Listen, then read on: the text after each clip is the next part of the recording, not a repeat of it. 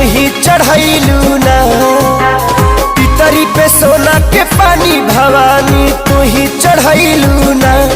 अरे माई रहनी भैंसा चरवैया गवैया तू ही बनैलू ना।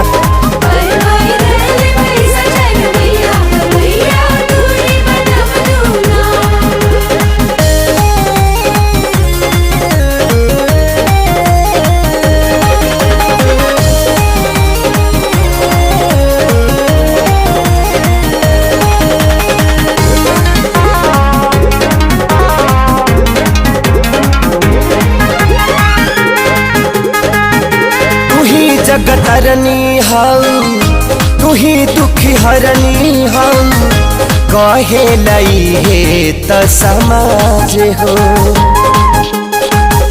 जवन कुछ सुनले रहनी कबो ना देख